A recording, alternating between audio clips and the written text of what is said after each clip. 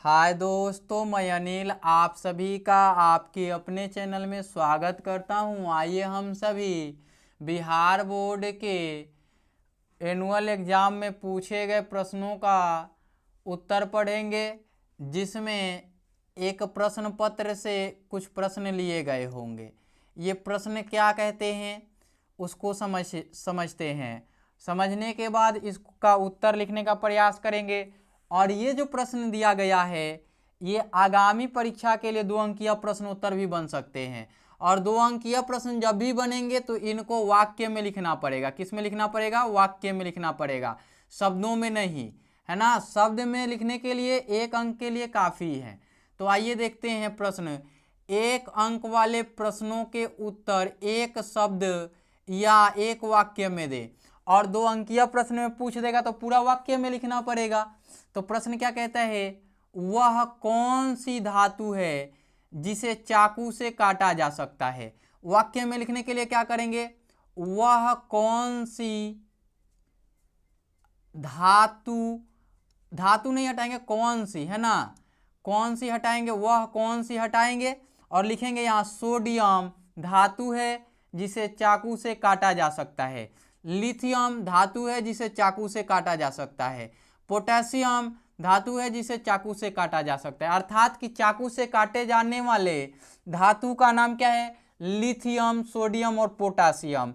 3 धातु हो गए। तो यहाँ पे देखिए, मैं उत्तर लिखूं तो ये किस में लिख देता हूं? मैं पहले वाक्य में लिखता हूं, है ना। यहाँ पे लिखता हूं मैं सोडियम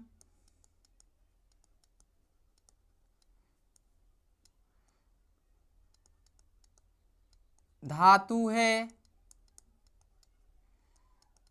जिसे चाकू से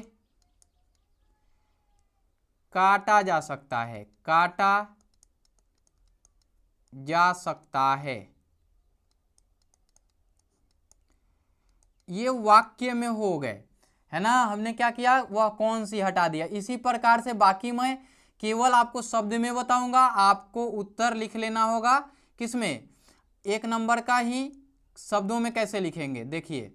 शब्दों में लिखेंगे लिथियम,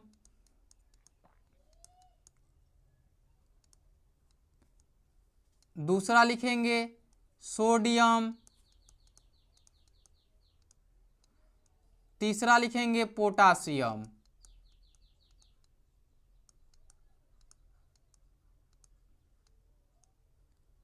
तीसरा पोटासियम लिखेंगे। अगला देखिए, दूसरा प्रश्न के लिए क्या कहता है कि हीरा किस तत्व का अपरूप है? तो हीरा कार्बन का अपरूप है। किस तत्व तक हटा दीजिए और यहाँ कार्बन लिख लीजिए। तो हमने 2 नंबर का उत्तर लिख देना है कार्बन। और कार्बन के और भी 2 अन्य अपरूप हैं। अन्य 2 अपरूप कौन कौन से हैं? वो हैं फुलेरीन, बंकमिस्टर फुलेरीन, बंकमिस्टर द्वारा दिया गया था। और ग्रेफाइट, हीरा ग्रेफाइट और बंकिम बॉल, है ना। अगला प्रश्न देखिए, तीसरा कहता है आवर्त सारणी के प्रथम वर्ग के एक तत्व का नाम लिखें। एक तत्व का नाम लिखना है। मैं आपको बताऊं कि इसमें टोटल 7 तत्व होते हैं। किसमें? वर्ग 1 में। वर्ग 1 में 7 तत्व हैं। 7 तत्वों को याद करने का तरीका हेलिना करी रब से फरियाद, है ना।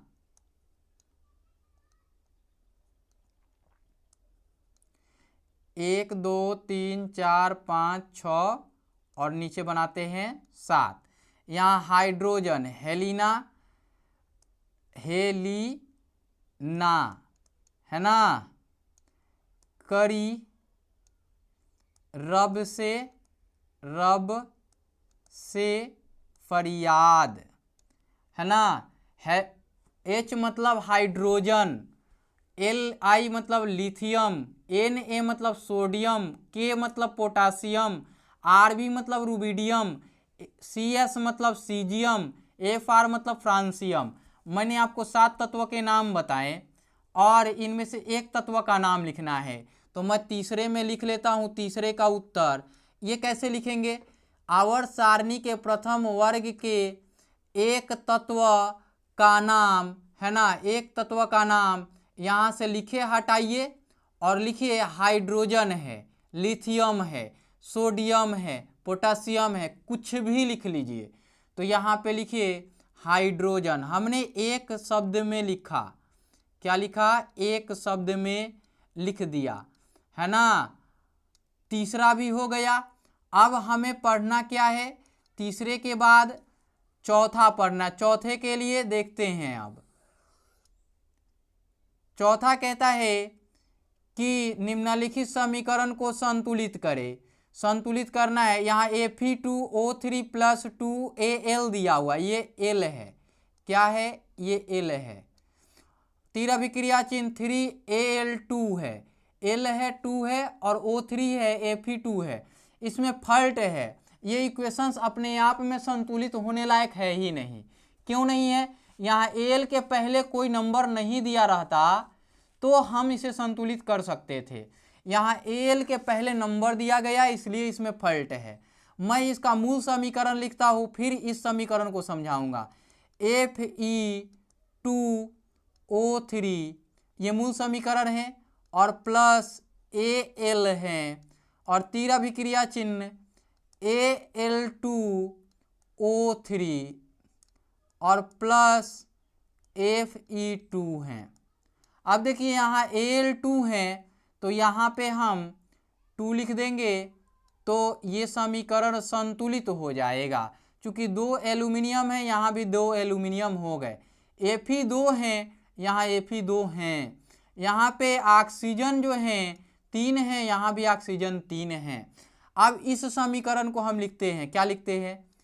Fe2O3 और प्लस Al लिख लेते हैं, तीर अभिक्रिया चिन्ह लिखते हैं और क्या लिखते हैं? 3Al2O3 plus Fe2। यहाँ देखिए कि Fe2 तो है, क्या है? Fe2 तो है, लेकिन यहाँ पे Al जो है एक ही है और यहाँ पे Al क्या है? 6 है, 3 दूना के 6, 3 × 2 जो होंगे 6 होंगे। अब ऐसा क्यों? तो पहले लिखा होता है तो वो सब के लिए होते हैं और यहाँ ऑक्सीजन जो है वो 3 × 9 है। ऑक्सीजन क्या है? 3 × 3 है तो ये 9 हो गए। ये 3 ऑक्सीजन यहाँ और 3 पहले दिए गए हैं तो 9 हो गए, लेकिन ऑक्सीजन यहाँ पे तो 3 ही है तो हम यहाँ पे क्या लिखते हैं? 3 लिखते हैं, है ना। 3 लिखते हैं तो 3 × 9 ऑक्सीजन हो गए और 3 दूना के 6 क्या हो गए? लोहा हो गया। तो यहाँ पे हमें 3 लिखना पड़ेगा, यहाँ पे 3 लिखना पड़ेगा ना। अब देखिए अगला कहता है कि यहाँ पे 6 है तो यहाँ एल्यूमिनियम को भी 6 पूरा करना पड़ेगा, तो 6 तब जाके संतुलित हुए। ये क्या होंगे? 3Fe2O3 एडेड टू 6Al, तीर अभिक्रिया चिन्ह 3Al2O3 प्लस 3Fe2। ये समीकरण संतुलित हो गए। चौथे समीकरण जो किताब वो आपके परीक्षा में पूछे गए थे वो इस प्रकार संतुलित होंगे। यहाँ इसको नंबर देना ही नहीं चाहिए था, है ना, तब इसको संतुलित कर पाते, है ना। ये नंबर यहाँ पे 3 लिख सकता था लेकिन नहीं लिखा हुआ है। अब अगला है 5वां, लोहा ऑक्सीजन से संयोग कर क्या बनाता है? लोहा का ऑक्सीजन से संयोजन पूछा है तो बनाता क्या है? लौह ऑक्साइड, आयरन ऑक्साइड, है ना, या फेरिक ऑक्साइड। तो हम 5वें का उत्तर लिखते हैं। 5वें का उत्तर क्या लिखते हैं? फेरिक ऑक्साइड, फेरिक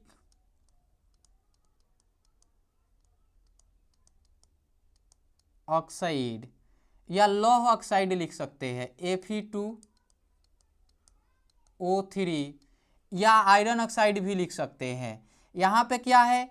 Fe3 और ऑक्सीजन संयोग किया है ना। अगला 6वां प्रश्न देखिए, हरे पौधे में किस घटक का अभाव में प्रकाश संश्लेषण संभव नहीं है। कौन सा घटक अनुपस्थित रहेगा, इसकी जांच करनी है। तो आइए पहले हम इसको समझते हैं, इस प्रश्न को समझने के बाद ही इसका उत्तर लिखेंगे, है ना। पहले तो ये समझते हैं प्रकाश संश्लेषण होता कैसे है। प्रकाश संश्लेषण होता कैसे है।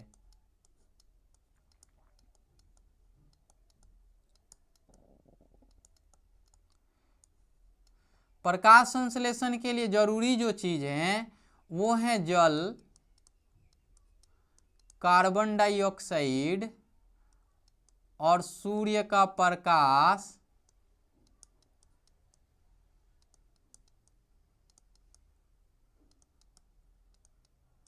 और क्या जरूरी है, क्लोरोफिल।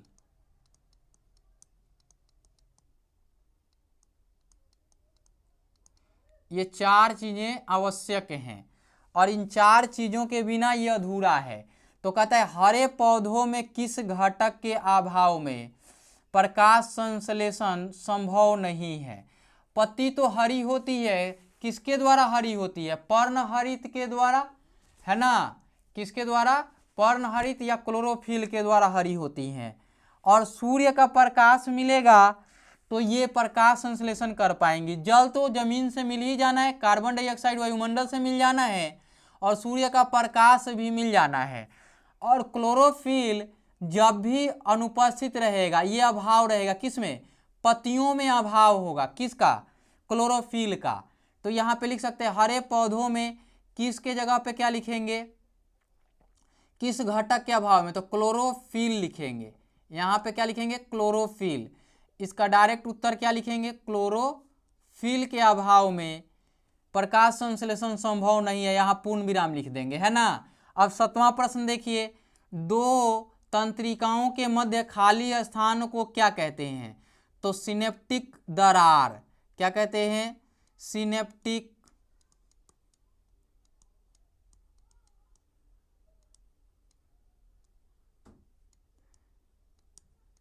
दरार कहते हैं, है ना। अब देखिए अगला प्रश्न है, मनुष्य में चीनी का पाचन में कौन सा हार्मोन सहायक है।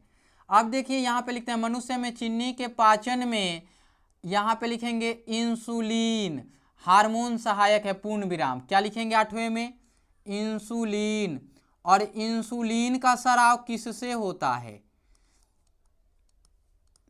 इंसुलिन का स्राव किससे होता है, तो ये पैंक्रियाज के लैंगरहैंस की द्वीपिकाएं से होती हैं, है ना। अगला देखिए 9वां प्रश्न, मनुष्य के कोशिका में गुणसूत्रों की संख्या। तो 9वां प्रश्न है, या तो 46 होंगी यानी 23 जोड़ा होंगी। क्या होंगी, 23 जोड़ा। अब 10वां प्रश्न है, श्वसन कैसी, ये कैसी है, कैसी नहीं कैसी है, दुर्लय है, कैसी रासायनिक अभिक्रिया है। तो श्वसन रासायनिक अभिक्रिया, यहाँ पे हम 10 का उत्तर यहाँ लिख लेते हैं ना, ये 10 का उत्तर लिख लेते हैं। 10 का उत्तर लिखेंगे, श्वसन दहन है। क्या है, दहन है। और दहन किस प्रकार की अभिक्रिया है, ऑक्सीकरण। किस प्रकार की है, ऑक्सीकरण। यहाँ 10वां प्रश्न भी हो गया।